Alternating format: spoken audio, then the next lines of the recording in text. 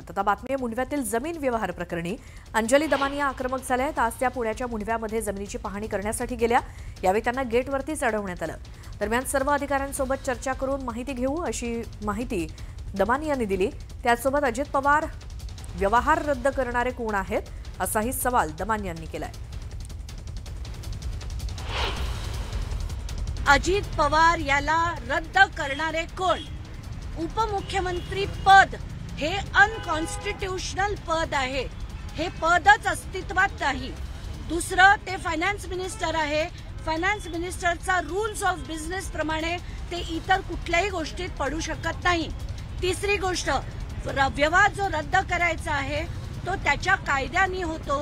5 कायदे sale deed रद्द करण्याची परवानगी देतात आणि त्याच्या सेक्शन्स प्रमाणे section 16 of specific relief act प्रमाणे जर 2 व्यक्तींनी फ्रॉड केला असेल तर त्यांना व्यवहार रद्द करण्याचा कुठलाही अधिकार नाही। लीगली हा व्यवहार ना अजित पवार रद्द करू शकतात, ना फडणवीस रद्द करू शकतात, ना नरेंद्र मोदी रद्द करू शकतात। कोणाकडेही ते अधिकार नाही।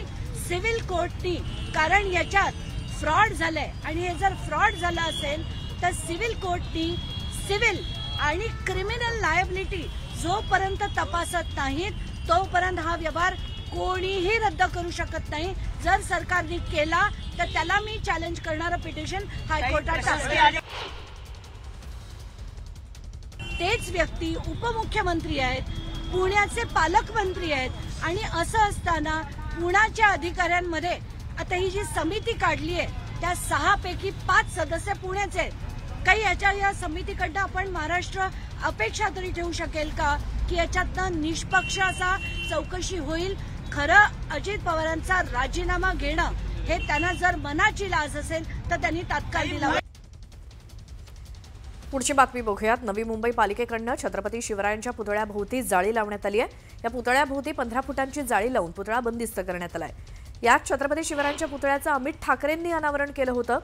महाराष्ट्र सैनिक पुन्हा एकदा गनिमी काव्यानं स्मारक खुलं करणार असा इशाराच मनसे नेते गजानन काळे यांनी महापालिका प्रशासनाला दिलाय।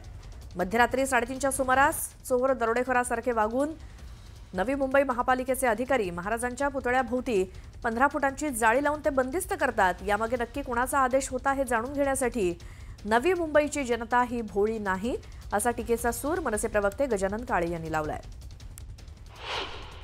पोलीस बंदोबस्तात मध्यरात्री 3-3:30 ला येऊन परत एकदा नेरूळ जिथे छत्रपती शिवाजी महाराजांचं स्मारक आहे त्याला 15 फुटी जाळी लावून परत एकदा ते स्मारक बंदिस्त करण्याचं पाप नवी मुंबई महानगरपालिका प्रशासनाने केलं।